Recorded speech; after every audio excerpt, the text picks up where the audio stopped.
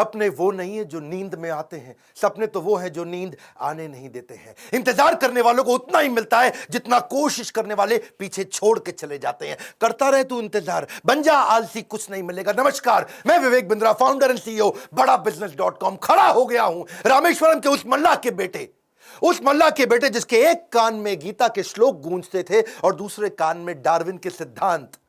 नाव पे तीर्थ यात्रियों को रामेश्वरम के मंदिर लेके जाया करते थे, और जब तीर्थयात्री रामेश्वरम मंदिर की परिक्रमा करते थे उतनी देर बैठ के ये फिजिक्स के सिद्धांत पढ़ा करते थे। बिखरी जुल्फों वाले सिर्फ मेरे या आपके नहीं बल्कि पूरे देश के चहेते डॉक्टर एपीजे अब्दुल कलाम की आज बात करेंगे। एपीजे, ए मतलब अबुल उनके परदादा, पी मतलब पाकिर उनके दादा, जे मतलब जैनुल अब्दीन उनके पिताजी, और अब्दुल कलाम वो उनका खुद का नाम। 11वें राष्ट्रपति, 2002 से 2007 जनवादी राष्ट्रपति, पीपल्स प्रेसिडेंट। एक बार की बात है, कॉन्फ्रेंस में एक अंग्रेज ने पूछा कि अब्दुल कलाम कौन है, एक वाक्य में बताइए। तो वहां बैठे एक बच्चे ने जवाब दिया, he is simple Indian who is inexplicable, यानी कि जिसको एक्सप्लेन ही नहीं कर सकते even with the best of the objectives. यानी कि एडजेक्टिव क्या होता है, वो जो नाउन को समझाता हो। संज्ञा की विशेषता को विशेषण बोलते हैं। दुनिया के सारे विशेषण लगा दो पर उनकी विशेषता को परिभाषित नहीं किया जा सकता। ऐसे थे अब्दुल कलाम। एक बार किसी बच्चे ने उनसे पूछा, सफल होने का क्या मंत्र है? बोले 4 चीजें करनी है, 4 बातें। समझ लो ये वीडियो गेम चेंजर है। 4 बातें। बोला सफल होने के लिए पहले बनाओ बहुत जबरदस्त एम, ग्रेट एम। दूसरा, उस एम के लिए सारी नॉलेज एक्वायर करते जाओ, उसके लिए जो चाहिए नॉलेज एक्वायर कर लो। तीसरा, फिर करो दबा के हार्ड वर्क। और चौथा, परसीवरेंस। हार नहीं माननी है भैया। क्या नहीं माननी? हार नहीं माननी। जीवन को हमेशा ऐसे जियो कि जीवन खत्म होने के बाद भी लोग जिंदगी भर आपको याद रखें, अपनी अपनी जिंदगी तक आपको याद रखें। शुरू से शुरुआत करते हैं। डॉक्टर एपीजे अब्दुल कलाम, 15 अक्टूबर 1931 को उनका जन्म रामेश्वरम के तमिलनाडु में हुआ था। कमजोर आर्थिक स्थिति के एक मुसलमान परिवार में उनका जन्म हुआ। पेशे से उनके पिता नाविक थे, और पिता क्योंकि ज्यादा पढ़े लिखे नहीं थे तो शुरू से उनको काफी तकलीफें आई। एक बार क्लास के अंदर उनका एक दोस्त हुआ करता था जो कि मुख्य पुरोहित को बेटा था, और मुख्य पुरोहित को बेटा जो रामदास शास्त्री अपने इसके साथ में पहली बेंच पे बैठे मास्टर जी नाराज हो गए। ए मुसलमान लड़का प्रमुख शास्त्री के बेटे के साथ पहली बेंच पे कैसे बैठा? उनको लगा के थप्पड़ पीछे बैठा दिया, भाग पीछे जाकर के बैठ। अब्दुल कलाम चुपचाप जाके पीछे बैठ गए। और क्या सोचिए, इस घटना पे उन्होंने उस दिन संकल्प लिया, पीछे बैठ के दुनिया बदलूंगा। और पीछे बैठना कोई मायने नहीं रखता, इसलिए वो कहा करते थे देश का सबसे अच्छा दिमाग क्लासरूम की आखिरी बेंच पे भी मिल सकता है। अच्छा, परिवार बहुत बड़ा था, 10 भाई बहन थे, पैसों की कमी तो होनी थी, तो अपने खर्चा निकालने के लिए अखबार बेचना शुरू किया। छोटी उम्र में अखबार क्यों बेचते थे? इनको पता था पैसा तो मिलेगा, लेकिन सारे रास्ते में बेचते वक्त पूरे अखबार को पढ़ जाऊंगा। चलते चलते सारे अखबार को पढ़ जाया करते थे। 8 साल की जब उम्र में थे ना, ये बहुत छोटे थे, इनके गांव से कई किलोमीटर दूर एक मास्टर जी बहुत बढ़िया गणित पढ़ाते थे और बोले सुबह 4 बजे 1 घंटे की क्लास फ्री है, उसी बच्चे को पढ़ाऊंगा सुबह 4 बजे जो नहा धो के आएगा। अब ये कई किलोमीटर दूर सुबह 3 बजे उठ के तैयार हो के नहा के ठंडे पानी से किसी भी मौसम में, सर्दी हो बारिश हो या तूफान हो, 4 बजे पहुंच जाया करते थे। कलाम जब रात को भी घर में पढ़ते थे तो उनके वहां पे लालटेन होती थी, केरोसिन ऑयल से जलने वाली। 7 से 9 केवल 2 घंटे का तेल था इनके पास में, वो केरोसिन ऑयल, मिट्टी का तेल। लेकिन पिताजी माताजी इनकी जब देखा पढ़ने में इंटरेस्ट है तो उन्होंने अपने लिए अंधेरा रखा और इसके लिए 11 बजे तक किया। मेहनत से कभी डरे नहीं, ईमानदारी से कभी हटे नहीं। छोटा लक्ष्य देखना पाप के समान है, इसलिए हमेशा महान लक्ष्य चुनना होगा। जब 5वीं क्लास में थे, उनके टीचर सुब्रमण्यम अय्यर, श्री शिवा सुब्रमण्यम अय्यर, जो बच्चों को सिखा रहे थे चिड़िया कैसे उड़ती है, उसकी डिटेल की डिटेल, चिड़िया कैसे उड़ती है, चिड़िया कैसे उड़ती है, बच्चों को समझ ही ना आए तो ये उनको वहीं समुद्र के किनारे ले गए और वहां उड़ती हुई चिड़िया दिखाई। और वो लाइव एग्जाम्पल जब दिखाया चिड़िया उड़ती हुई, उसकी डिटेल की डिटेल पंखों की समझाई, तो उनके दिमाग में वहीं से इनका प्रोफेशन शेप हो गया। उनका घर समुद्र के करीब था और इच्छाएं आकाश से आगे थी, वहीं से एरोनॉटिक्स इनको समझ में आया। हाई स्कूल इन्होंने रामनाथपुरम के एक श्वार्ट्ज हायर सेकेंडरी स्कूल में किया। और एक दिन एक बार अपने स्कूल में किसी गलत क्लास में पहुंच गए, और गलत क्लास में जब अंदर घुसे तो टीचर ने इनको चपत लगाई, जब तक तुम्हें यही नहीं समझ में आ रहा कि तुम्हारी क्लास कौन सी है, मैथमेटिक्स की क्लास में तुम गलत क्लास में पहुंच गए तो तुम क्या पढ़ोगे और क्या आगे बढ़ोगे। और वहीं इन्होंने इतनी पढ़ाई करी मैथमेटिक्स में कि 100 में 100 नंबर ले आए। टीचर भी हैरान हो गया, अगर तुम सूर्य की तरह चमकना चाहते हो तो पहले सूर्य की तरह जलना होगा। बचपन से ही आसमान में उड़ने की इच्छा थी, इसीलिए इन्होंने मद्रास के हाईएस्ट कॉलेज, देश का सबसे अच्छा कॉलेज था MIT, Madras institute of technology, वहां एरोनॉटिकल इंजीनियरिंग में दाखिला लिया। बहन ने काफी पैसा अपना सोना गहना गिरवी रख करके इनको 1000 रुपए दिया। कॉलेज में अब एरोनॉटिक्स था तो विमान के डिजाइन बनाने थे, प्रोजेक्ट मिला, अब विमान के डिजाइन बनाने में लग गए और डिजाइन जो बनाया और टीचर को दिखाया, टीचर को पसंद नहीं आया और टीचर ने कहा अगर तुम एक अच्छा डिजाइन नहीं बना सके ना अब्दुल कलाम तो तुम्हारी स्कॉलरशिप छिन जाएगी, स्कॉलरशिप छिन जाएगी, स्कॉलरशिप छिन जाएगी। इनका दिमाग चकरा गया। टीचर की ये बात सुन के पांव के नीचे जमीन खिसक गई। 1000 रुपए बहन ने गिरवी रखे, मुझे गहने अपने दिए थे और इन्होंने टीचर से कहा मुझको 1 महीना दे दो, बहुत बढ़िया डिजाइन दूंगा। टीचर ने कहा कोई 1 महीना नहीं, 3 दिन मिलेंगे, 3 दिन। इनका दिमाग हिल गया उस समय, ये घबरा गए थे स्कॉलरशिप ना छिन जाए। उसके बाद तो उन्होंने 3 दिन ना खाया ना सोए, 3 दिन ना खाया ना सोए, 72 घंटे लगातार उस पर काम किया, जी जान लगा दिया। और जब प्रोफेसर ने देखा डिजाइन, प्रोफेसर भी हैरान हो गए, उनकी आंख में आंसू आ गए। बोला बहुत बढ़िया डिजाइन बनाया। नींद और निंदा पर जो विजय पा लेते हैं उनको आगे बढ़ने से कोई नहीं रोक सकता। जो नींद और निंदा पे विजय पा लेता है उनको आगे बढ़ने से कोई नहीं रोक सकता है। इसके बाद MIT की परीक्षा अच्छे नंबर से उन्होंने पास करी। अब पढ़ाई तो उनकी हो चुकी थी, अगली लर्निंग इनके जीवन से क्या है, फेलियर को हार्ट में और सक्सेस को हेड में घुसने नहीं देना चाहिए। दिल और दिमाग को कंट्रोल में रखो। अब इनके पास 2 इंटरव्यू की ऑप्शंस आई, एक मिनिस्ट्री ऑफ डिफेंस से और दूसरी एयरफोर्स से। इनको कहां जाना था आपको मालूम है, एयरफोर्स में। और जो डिफेंस का था वो दिल्ली में था और एयरफोर्स था देहरादून में। तो दिल्ली होते हुए देहरादून जा रहे थे और वापसी पे इनको दिल्ली आना था। अब जब ये देहरादून गए वहां पे 25 लोग एग्जाम देने आए वहां इंटरव्यू के लिए, जिनको वहां पे एयरफोर्स में सिलेक्ट होना था। अब 25 में से सीटें थी खाली 8 और इनकी रैंक क्या आई, 9वीं। फेल हो गए, वहां पे 1 नंबर से पीछे रह गए। 8 लोग सिलेक्ट हो गए, ये वहां रह गए। देहरादून से जब उतरते हैं सबसे पहले आता है ऋषिकेश। ये ऋषिकेश गए, वहां इनको मिले स्वामी शिवानंद। स्वामी शिवानंद तो बहुत पॉपुलर है, आज भी ऋषिकेश में उनके कई मठ हैं। तो इन्होंने शिवानंद के जाकर के अपनी तकलीफ बताई। उन्होंने इनको गीता पढ़ने के लिए जब बताया और इनसे कहा कि अगर ख्वाहिश आपके दिलो जान से निकले, पवित्र हो और उसमें शिद्दत हो तो कमाल की एक अजीब सी ताकत होती है उसके अंदर। इसीलिए जो तुमने सोचा है वो होगा, तुम विश्वास से रखो। ये गीता का लर्निंग था। यम यम तम तम, जैसा जैसा वैसा वैसा। यम यम वापी स्मरण भावम, जहां तुम्हारा स्मरण और भाव होगा तुम वैसे पक्का बन जाओगे। कलाम उसके बाद जब दिल्ली लौट के आए अपने गुरु से मिलने के बाद, तो फिर मिनिस्ट्री ऑफ डिफेंस की नौकरी बची थी DRDO की। किसको पता था वही DRDO इनके देश को आगे बढ़ाने में सबसे कारगर होगा। ये वहां प्रमोट हुए और किनके साथ, डॉक्टर विक्रम साराभाई की टीम में आ गए। आप चाहते हैं डॉक्टर विक्रम साराभाई पे भी हम वीडियो बनाएं। ये पेट्रियोटिक थे, अपॉर्चुनिस्टिक नहीं थे। अब्दुल कलाम विशेष व्यक्ति थे। 1963 में विक्रम साराभाई की टीम से इनको सिलेक्ट किया गया कि इनको नासा भेजो भैया ट्रेनिंग के लिए। ये 6 महीने की ट्रेनिंग के लिए नासा गए। नासा समझो भैया, नासा, नासा अमेरिका सबसे बड़ी संस्था जिसमें ये आगे बढ़ना चाहते थे। नासा इनको देख के चौंक गया, बोला यार लड़का बहुत जबरदस्त है। और इनको क्या बोला, भाई तू बहुत चैंपियन है, मेरी बात सुन, तुझको दे रहे अमेरिकन सिटीजनशिप, यहीं रह जा, तनख्वाह देंगे इंडिया के 5 गुना ज्यादा, अमेरिकन सिटीजनशिप, यहीं किसी गोरी से शादी कर, ओए होए जिंदगी में आराम ही आराम। अपनी ऑटोबायोग्राफी आत्मकथा में इन्होंने बताया कि एक बार के लिए इनके मन में भी विचार आया कि क्या मैं यहां रुकूं या नहीं रुकूं। वो बहुत चुनाव करना कठिन था कि आदर्शों की ओर चला जाए या माला माल होने के अवसर को गले लगाया जाए या पैसों और करियर के लिए। इन्होंने सोचा विदेश नहीं जाएंगे, देश सेवा के इस अवसर को नहीं गंवाएंगे। लौट के देश आ गए। डिफिकल्टीज हमेशा आपकी सफलता के रास्ते में आएंगी। अगली कहानी काफी डिफिकल्टीज आई जब इन्होंने शुरुआती टीम साइंटिस्ट की इसरो में ज्वाइन करी। वो क्या कहते हैं, देखो लर्निंग समझना, इन्होंने हमेशा डिफरेंशिएट किया। रियल प्रॉब्लम अलग है, इनकन्वीनियंस अलग है। प्रॉब्लम और इनकन्वीनियंस अलग अलग चीजें होती हैं। अगर आपके घर में भैया आग लग जाए, घर में आग लग गई, धू धू के घर जल रहा है और उसी वक्त आपकी गर्दन भी टूट जाए, हाथ भी टूट जाए, पांव भी टूट जाए, उसको बोलते हैं आप मुसीबत में हैं। बाकी सब कुछ केवल सामान्य असुविधाएं होती हैं। इनके जीवन में इन्होंने असुविधा पे ध्यान नहीं दिया, रियल प्रॉब्लम्स पे ध्यान दिया। असुविधा बहुत आई क्योंकि ये शुरुआती टीम में इसरो की ज्वाइन किए थे। जिंदगी में जितनी बड़ी मुश्किलें होंगी और उन पर अगर आपने काबू पा लिया तो उतना ही बड़ा आपका नाम भी होगा। जब इन्होंने ज्वाइन किया वहां शुरुआती दिनों में तो सेंट मेरीज चर्च था, कुछ नहीं दिया गया, कोई इन्वेस्टमेंट नहीं थी वहां पे।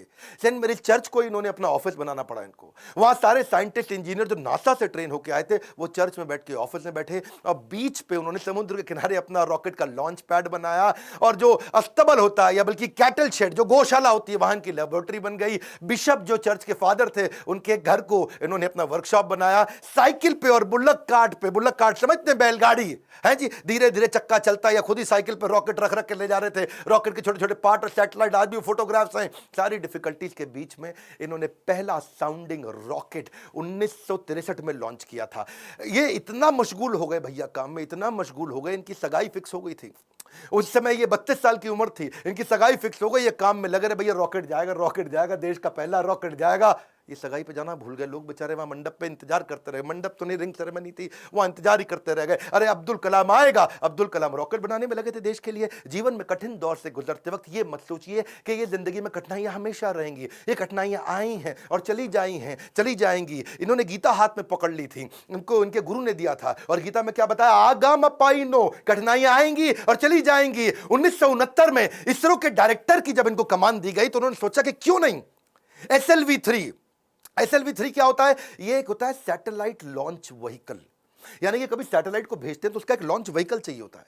एक होती है गोली ठा और एक होती है गोली के लिए बंदूक जिससे गोली निकलती है, तो एक लॉन्च व्हीकल होता है जिससे सैटेलाइट को भेजते हैं और जो अपने ऑर्बिट में जाके सेट होता है। तो जब इनके पास पैसा नहीं था वहां पे, इन्होंने क्या कहा कि भैया SLV-3 के लिए काम करूंगा और PSLV के लिए काम करूंगा। SLV-3 में 1 रुपया लगेगा, PSLV में 1 रुपया लगेगा, तो दोनों मिला के 2 रुपया लग जाएगा। तो ऐसा करते दोनों को एक साथ करने का जुगाड़ करता हूं, 1 रुपये 20 पैसे में कर दूंगा, 80 पैसा बच जाएगा। तक थोड़े कम खर्चे के अंदर दोनों प्रोजेक्ट पूरे कर दिए। इसके लिए उन्होंने सरकार से फंड मांगा, इंदिरा गांधी ने बोला फंड नहीं है, पब्लिकली मना कर दिया, प्राइवेटली थोड़ा सा फंड इनको दिया, और थोड़ा सा फंड मिलने के बाद ये जी जान से अपने प्रोजेक्ट पर लग गए। अब अब्दुल कलाम है भैया, 18 घंटे रोज काम करते थे, साल के 365 दिन, लीप ईयर में 366 दिन भी काम करते थे। 1969 से 1989 तक 10 साल इन्होंने अपना जी जान से मेहनत किया। केवल 2 बार छुट्टी ली, एक बार पिता के देहांत पे, एक बार माता के देहांत पे। बाकी दिन कोई सैटरडे संडे नहीं, 15 अगस्त 26 जनवरी नहीं। 10 साल के कठिन परिश्रम के बावजूद 1979 में इनका SLV-3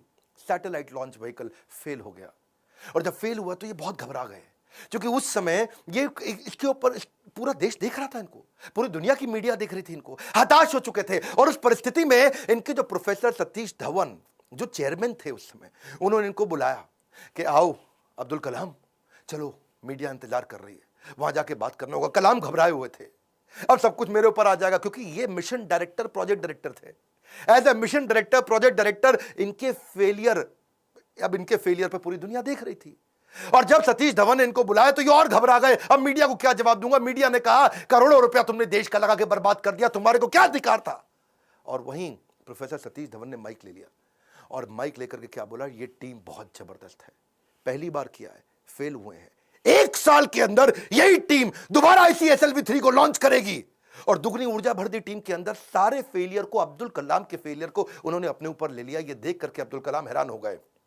1 साल दोबारा जी जान से मेहनत करी, इंटेलिजेंस आ चुकी थी, और इस बार SLV-3 जब सफल हो गया तो उसके बाद फिर अब दोबारा प्रोफेसर धवन ने माइक इस दफा कलाम जी के हाथ में दे दिया। बोला अब तुम सफल हो गए हो, अब जवाब तुम दोगे। अब्दुल कलाम हैरान हो गए, बोले दिस इज कॉल्ड लीडरशिप।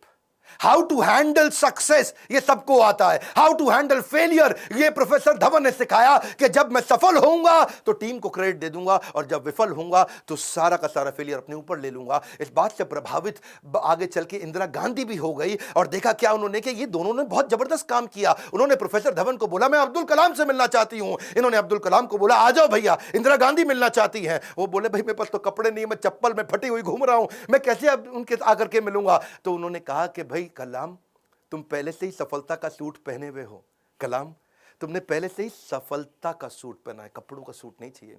और उन्होंने जाकर के वहां जब इंदिरा गांधी से मिले बड़ी प्रभावित थी।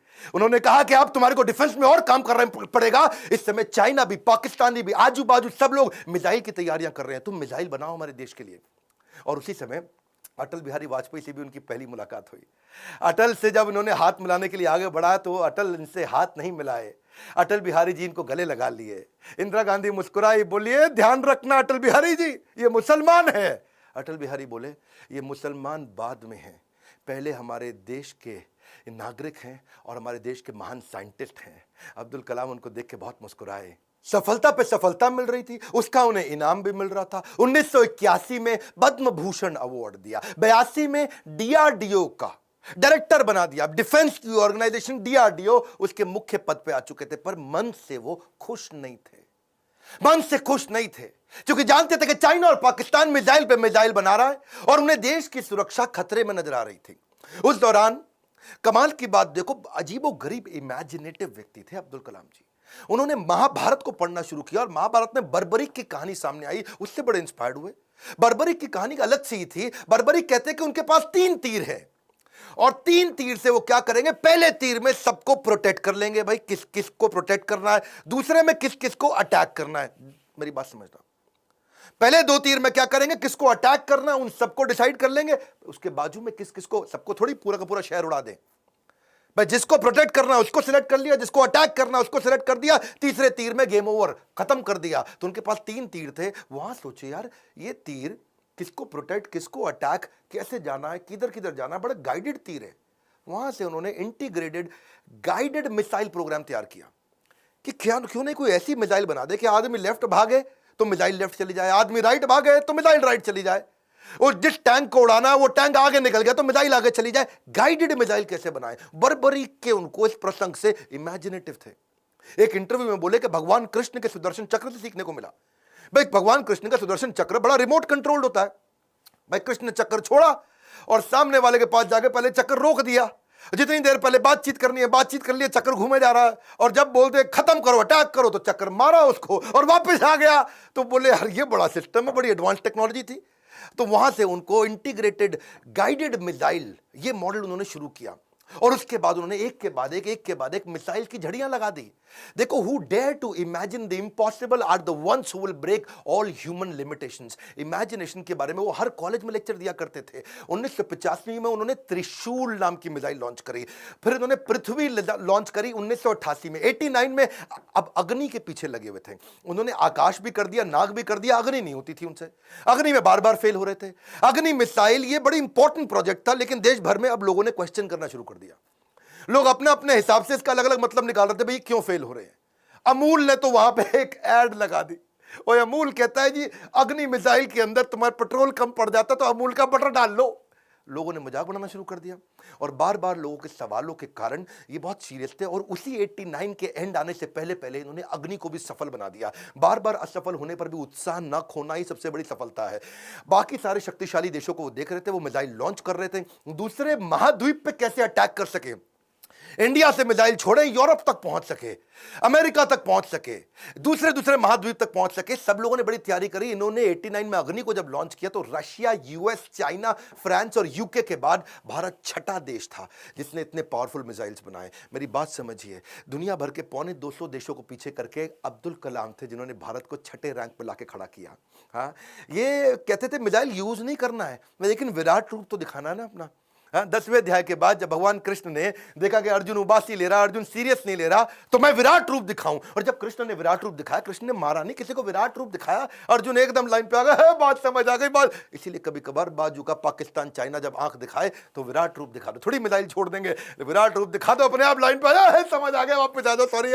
तो ऐसा अब्दुल कलाम जी ने स्ट्रांग बनाया। उनकी मेहनत 1993 में और रंग लाई जब पीएसएलवी को भी उन्होंने सफल कर दिया। आज वही कलाम जी की देन है कि पीएसएलवी से हमने 10 रुपए किलोमीटर के कम खर्च पे भी मंगल तक सफर पूरा कर लिया जी। 2014 में हॉलीवुड की मूवी में जितना खर्च आता उससे कम के अंदर तो हमने मंगल का सफर कर लिया। 2017 में ये अब्दुल कलाम जी थे जिनके चलते 104 सैटेलाइट एक रॉकेट से लॉन्च किए। दुनिया में सबसे सस्ता अफोर्डेबल प्रोग्राम ये अब्दुल कलाम जी की देन थी। 1979 में वही कलाम थे, वही भारत था, कोई देश मदद नहीं कर रहा था। ये 1979 था और आज 2017 में ये कलाम जी की देन है जब दुनिया भर के देश इंडिया के पास आए, भाई हमारा भेज दो यार, अपने रॉकेट में हमारा भी भेज दो। हमने यूएस की मदद करी, नीदरलैंड की करी, स्विट्जरलैंड की करी, इजराइल की करी, कजाकिस्तान की करी, यूएई की करी और हमारे 100 मिलाकर के 104 सैटेलाइट एक साथ भेजे थे। ये अब्दुल कलाम जी की देन है। अच्छा वापस चलते हैं 93 के पीएसएलवी जब उन्होंने इसको सफल बनाया, उसी समय न्यूक्लियर पावर की बातचीत दुनिया भर में बहुत हो रही थी। इन्होंने देखा कि भाई अमेरिका धमकियां भी बहुत दे रहा था। अब बात यह है कि धमकियों से डरना पुरुषार्थ से बेईमानी है और जो देश के लिए कुछ भी कर गुजरे वही सच्चा हिंदुस्तानी है। कलाम जी सच्चे हिंदुस्तानी थे। उन्होंने 3 तरकीबें अपनाई। पहली, जितने भी अपने साइंटिस्ट हैं उनको आर्मी की वर्दी में डाल दो, सैटेलाइट को समझ ही ना है कि भैया तो नॉर्मल आर्मी घूम रही है, ये कोई साइंटिस्ट थोड़ी है, ये तो नॉर्मल आर्मी है। पहला। दूसरा, जब भी ये कोई काम करेंगे उसी समय के बीच में करेंगे जब एक सैटेलाइट जाएगा और दूसरा आने वाला, उसके बीच में कर लेंगे। एक आएगा एक जाएगा, उसके बीच में कर लेंगे। एक आएगा एक जाएगा, उसके बीच में कर लेंगे। तो ये उतने ही टाइम में तैयारी करते थे। और तीसरा, काम खत्म होने के बाद जमीन को एकदम साफ सुथरा ऐसे सेट करते थे, जब सैटेलाइट आएगा पता ही नहीं चलता कुछ हुआ यहाँ पे, ओए आर्मी वाले आराम से घूम रहे हैं। अमेरिका को पता नहीं लगने दिया। 1992 से 97 लगातार उन्होंने काफी काम किए। आसपास के गांव और अन्य लोगों को कभी नहीं पता चला कि यहां हुआ क्या है, और यही मेहनत उनकी रंग लाई।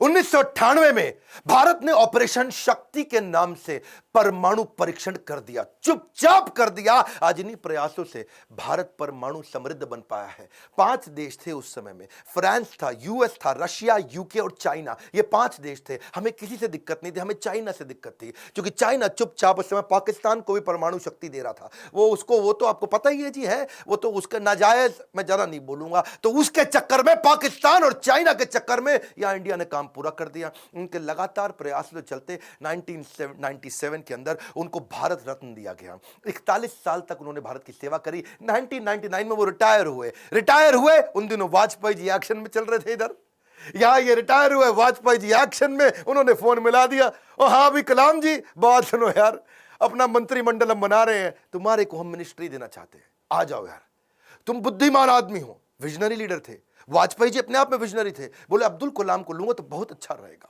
माइनॉरिटी भी हमारे साथ जुड़ेगी, बुद्धिमत्ता भी मिलेगी, इंटेलिजेंस भी बिल्ड होगा। अब्दुल कलाम जी को कन्विंस करने में लगे। कलाम जी बोले 1 दिन बाद बताऊंगा जी। 1 दिन बाद कलाम जी ने फोन कर दिया कि जी मैं अस्वीकार करना चाहता हूं, और मिल करके फिर जाके बोला कि मुझको एक नई पीढ़ी तैयार करनी है जो भारत को विश्व गुरु बना सके। एक नई पीढ़ी तैयार करने के लिए मैं कॉलेजेस में पढ़ाना चाहता हूं। अपनी टीचिंग के प्रोफेशन के लिए अन्नामलाई यूनिवर्सिटी तमिलनाडु साउथ वापस चले गए। अगली बार यहां तो सब ठीक हो गया। अब जब राष्ट्रपति बनने का समय आया 2002 में, कई लोगों का नाम आया, बहुत सी चीजें आगे पीछे हुई, और उन्हीं दिनों जब वो नाम आया तो फिर से यहां घंटी बजते रही इनके ऑफिस के अंदर, कलाम जी के। और जब ऑफिस में घंटी बजती रही, किसी को नहीं पता चला, तो किसी ने, इनके वाइस चांसलर ने इनके यूनिवर्सिटी में जाके भाग के कलाम जी को बोला, अरे कलाम जी आपके यहां प्रधानमंत्री जी का फोन आ रहा है बार बार। कलाम जी गए, उन्होंने फोन उठाया, तो नमस्कार, बातचीत शुरू हुई। तो वाजपेयी जी ने कहा, देखिए एक रिक्वेस्ट करूंगा, अब मना नहीं करना, पिछली बार आपने मना किया था, अब नहीं करना। तो कलाम जी ने पूछा, कहिए क्या रिक्वेस्ट है। वाजपेयी जी बोले, हम आपका नाम देश का राष्ट्रपति बनाने के लिए रिकमेंडेशन देना चाहते हैं, आप हाँ कर दीजिए। अब्दुल कलाम जी मुस्कुराए और बोले 1 घंटे का समय दीजिए। 1 घंटे के बाद वो वापस गए, उन्होंने फिर फोन किया और स्वीकार कर लिया। बोला ठीक है, मैं इसके लिए तैयार हूं। अब कलाम जी का राज्य अभिषेक होना था, जैसे भगवान राम का राज्य अभिषेक हुआ 14 साल के वनवास के बाद में। और भगवान राम जब वापस आए और उनका अभिषेक, तो अभिषेक के समय पर उनके भाई ने उनसे पूछा कि आप किस किस को राज्याभिषेक में बुलाना चाहते हैं। तो भगवान ने बोला 14 साल में था नहीं, मेरे यहाँ कोई दोस्त है नहीं, और जो हमारे दोस्त थे उन सबको आप जानते ही हैं, आपने सबको इन्वाइट कर ही लिया होगा। और इतने में भगवान राम ने कहा, हाँ, पर इस वनवास के दौरान मेरा एक दोस्त बना था। वही शुरुआत के जो साल थे, उन दिनों एक नाविक हमें नदी पार कराया करता था, केवट। वो केवट ने हमारी बहुत मदद करी है, वो हमारा मित्र है। उस केवट को बुला के लाओ राज्याभिषेक में। और केवट को लाके सबसे आगे भगवान राम के उस राज्याभिषेक में बुलाया गया था। ठीक उसी प्रकार जब अब्दुल कलाम जी से पूछा गया कि अब आपका भी राज्याभिषेक हो रहा है, you are going to become president of India, और कलाम जी ने कहा, आपने जिस जिसको बुलाना था सबको बुला लिया है। मेरे 2 ही मित्र हैं। जब मैं साउथ में रहा करता था तो उस समय एक मोची, जो मेरे जूते बांधने में फटे जूते होते थे, उसने मेरी बहुत मदद करी, वो मेरा मित्र है, उसको बुला लीजिए। और एक ढाबे वाला जिसने उनको खाना खिलाया और कभी कभी 2 रोटी एक्स्ट्रा भी खिलाई, बोला उनको दोनों को जरूर बुला लीजिए। विनम्रता के उदाहरण खत्म थोड़ी होंगे। आमतौर पर जब व्यक्ति बड़ा होता है या राष्ट्रपति बन जाता है तो कहीं कहीं ट्रक लेकर के राष्ट्रपति भवन जाता है, और कहीं मल्टीप्लाइड एक्स्ट्रा ट्रक लेकर के बाहर निकलता है। पर अब्दुल कलाम जी केवल एक मात्र ऐसे राष्ट्रपति थे जो 2 सूटकेस से भवन में गए थे, और निकलते वक्त 2 ही सूटकेस लेकर के भवन से वापस आए थे। उनकी कुल संपत्ति में क्या था? कुछ नहीं था। एक रामेश्वरम में उनका पैतृक घर जो उनके पिता ने बनाया था, 2500 उनकी किताबें, एक वीणा जिसको बजाने में उनको बड़ा आनंद आया करता था, वीणा बहुत बजाते थे, एक उनकी कलाई की घड़ी, एक सीडी प्लेयर जिसमें वो भजन सुना करते थे, एक लैपटॉप था, 6 कमीजें जिनमें 3 तो डीआरडीओ की दी थी, 3 उनकी खुद की थी, 4 पेंट थी टोटल, जो 2 डीआरडीओ की दी थी, 2 उनकी खुद की थी, 3 सूट थे और 1 जोड़ी जूता। हाँ, लेकिन उनके पास खास बात क्या थी? 40 डॉक्टरेट थी। खुद पीएचडी की पढ़ाई कभी नहीं करी, कोई मेडिकल पीएचडी की पढ़ाई नहीं करी, पर जिस यूनिवर्सिटी जाते थे लोग उन्हें डॉक्टरेट देते थे। लॉ, इंजीनियरिंग, साइंस, कितनी तरह की doctorate, Padma Bhushan, Padma Vibhushan, Bharat Ratna, Veer Savarkar award, Ramanujan award, कई प्रकार के उनको अवार्ड मिले। उनकी एक खास बात मैं जरूर बताना चाहूंगा, हालांकि वो मुसलमान थे लेकिन वेजिटेरियन थे। उनका बड़ा प्रेम था, एनिमल्स आर एंजल्स विद फर। पक्षी जगत पर्यावरण का सूचक होता है। कलाम जी क्या कहते थे? वो पर्यावरण का सूचक है, और अगर वो मुसीबत में है तो समझ लेना कि अब हमारे भी बुरे दिन दूर नहीं है। एक बार उनको जो डीआरडीओ की उनकी दीवार हुआ करती थी ना बाउंड्री की, तो उनको बोला गया सिक्योरिटी के लिए कांच वांच लगा दो। बोला बिल्कुल नहीं, ये बर्ड्स के लिए बड़ा हार्मफुल हो सकता है। उन्होंने मना कर दिया। और जिस समय वो प्रेसिडेंट बने थे, बाद में जब वो राष्ट्रपति भवन के अंदर मुगल गार्डन में जब वॉक किया करते थे ना, तो वो एक मोर को देखा जो ना मुंह खोल पा रहा ना बंद कर पा रहा है। स्पेशली उन्होंने वेटनरी डॉक्टर को बुला के देखा, तो देखा मोर के गले में ट्यूमर है, ना मुंह खोल पा रहा है ना मोर मुंह बंद कर पा रहा है। उन्होंने इसका इलाज कराया। एक लीडर की महानता का इसी बात से पता चलता है कि वो किन लोगों की मदद कर रहा है जो बदले में उन्हें कुछ नहीं दे सकते। जब कोई लीडर ऐसे लोगों की मदद करता है जो बदले में कुछ नहीं दे सकता, वही एक महान लीडर की निशानी है। अच्छा, अब्दुल कलाम जी की एक बात मेरे दिल को छू गई।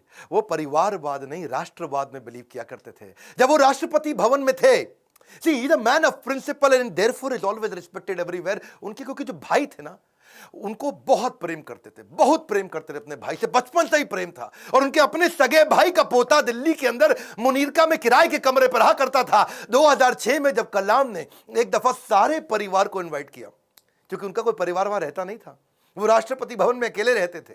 और जब एक बार उन्होंने सारे परिवार को बुलाया राष्ट्रपति भवन में, तो वो लोग 8 दिन तक रहे। और सारे परिवार, क्योंकि 10 भाई बहन थे ना, तो 52 लोग आए। और कलाम जी ने देखा बहुत खर्चा हो रहा है, तो उन्होंने चाय की प्याली तक का हिसाब रखना शुरू किया। सब लोगों को उन्होंने अजमेर शरीफ प्राइवेट बस करके भेजा, उसका भी हिसाब रखना शुरू किया। उन्होंने अपने अकाउंटेंट से सारा हिसाब बनवाया और बोला कि ये कितना बना, तो देखा 3,52,000 रुपए का चेक उन्होंने अपनी तनख्वाह से काट के दिया। और क्या कहा कि राष्ट्रपति भवन की जिम्मेदारी केवल राष्ट्रपति की होती है, पूरे परिवार की नहीं होती है। अब्दुल कलाम जी इतने विनम्र व्यक्ति थे। विनम्रता ताज के बिना राजसी गौरव है, वो ऐसी चीज है। महान व्यक्ति की महानता ही उसकी नम्रता है। डॉक्टर कलाम को एक बार आईआईटी बीएचयू के अंदर चीफ गेस्ट के रूप में इनवाइट किया गया, और जब वहां पे आए तो वहां पे 7 कुर्सियां थी। बीच वाली कुर्सी थोड़ी ऊंची थी, और जब बीच वाली कुर्सी ऊंची, क्योंकि वो राष्ट्रपति थे, उनको बैठना था। उन्होंने बोला ना ना ना, कुर्सी हटाओ, बराबर की कुर्सी लगाओ। तो बोले नहीं सर, ये स्पेशल कुर्सी है हमारे चीफ गेस्ट के लिए। तो वो समझ गए कि चीफ गेस्ट कौन होते हैं भैया, जो एजुकेशन में महागुरु है वही है। तो उन्होंने वाइस चांसलर को बोला आप आइए बैठिए। वाइस चांसलर घबरा गए, बोला राष्ट्रपति आप हैं, you are the first person of our country, आप बैठेंगे? बोला बिल्कुल नहीं। फिर उन्होंने अपनी कुर्सी हटवाई, बराबर की कुर्सी पे बैठे। कलाम जी ऐसे थे, ईमानदारी एक जादुई गुण है। यदि आपका हृदय ईमान से भरा है तो शत्रु क्या, पूरा संसार आपके साथ खड़ा है। कहते हैं कि कोई भी पैतृक संपत्ति, माता पिता की दी हुई कोई भी पैतृक संपत्ति ईमानदारी के बराबर आपको अमीर नहीं बना सकती। सबसे ज्यादा अमीर व्यक्ति वही जो ईमानदार है। पूरा संसार आपके साथ खड़ा है। कलाम साहब तो एवर यूथफुल थे। 70 साल की उम्र में youth icon of the year का अवार्ड उनको मिला। हमेशा जीवन में भगवत गीता और कुरान दोनों साथ में रखते थे। 83 वर्ष की उम्र में उन्होंने रिटायर नहीं किया, रिट्राई किया। He was not tired, he was inspired, he was not tired up, he was fired up। आंखों में रोशनी तो उनकी कम हो रही थी, पर युवाओं के भविष्य को रोशन करने में लगे थे। उनके शरीर के पांव के कदमों की गति कम हो गई थी, पर देश की समृद्धि की गति को बढ़ाने में लगे हुए थे। एक असाधारण, एक अनोखा, अस्वाभाविक, अलौकिक व्यक्तित्व के 2015 में हमेशा के लिए हमको अलविदा करके चले गए। और कहां गए? उसी IIM शिलोंग के अंदर आखिरी लेक्चर देते वक्त, जैसे क्षत्रिय अपने युद्ध के मैदान में लड़ाई करते हुए वीर गति को प्राप्त करता है, ऐसे ही IIM शिलोंग के अंदर लेक्चर देने के बाद तुरंत वहीं लेक्चर देते वक्त, जो कल था वो आज नहीं है, जो आज है वो कल नहीं होगा, वैसे ही इस ब्रह्मांड में दूसरा कोई कलाम नहीं होगा। स्विट्जरलैंड जैसा देश जो साइंटिफिक रिसर्च के मामले में 8वें पायदान पे आता दुनिया में, और जब वो 26 मई कलाम स्वयं जब उनके देश गए थे, तो वही स्विट्जरलैंड उसको साइंस डे के रूप में मनाता है। यूएन उनके जन्मदिन को, यूएनओ कहता है कि इसको हम वर्ल्ड स्टूडेंट डे के रूप में मनाते हैं। बन जाती है परिभाषा भारत के सम्मान की जब जब बात होती है श्री APJ अब्दुल कलाम की। अब्दुल कलाम जी रेस्ट इन पीस नहीं है, बट रेस्ट इन मी है। अब्दुल कलाम जी आप लौट गए, आप कैसे आएंगे? अगर आप नहीं आएंगे तो आपके शिक्षा के रूप में तो आप हमारे साथ हैं। आज बड़ा बिजनेस भी, इतने सारे बिलियनियर प्रोफेसर हैं, आप हमारे प्रोफेसर नहीं है, लेकिन आपकी शिक्षाओं को हमने प्रोफेसर बनाया है। आज बिलियनियर प्रोफेसर के साथ अफोर्डेबल तरीके से सबको सिखा रहे हैं। आज कलाम साहब भी अगर हमारे प्रोफेसर होते तो कितनी ताकत बढ़ जाती, पर उनकी लर्निंग को तो प्रोफेसर बना सकते हैं। एक ऐसा व्यक्ति जो मिट्टी के तेल में पढ़ करके जीवन बिताया, जिसने हाथ में फिजिक्स की किताब जिसने दिन रात पढ़ाई करी, अखबार बेचते बेचते पढ़ना सीखा। और हाँ, 23 जनवरी को सुभाष चंद्र बोस जी का जन्मदिन है। क्या आप उनके बारे में वीडियो देखना चाहते हैं? कमेंट बॉक्स में बताइए। सरदार पटेल के विषय में वीडियो देखना चाहते हैं? कमेंट बॉक्स में बताइए। शेयर करिएगा इस वीडियो को। वो क्या है, गाली देता है ना कि कोई मिनाटी खूब गाली देके मिलियन सब्सक्राइबर बनाता है, बच्चों को लगता है कूल है।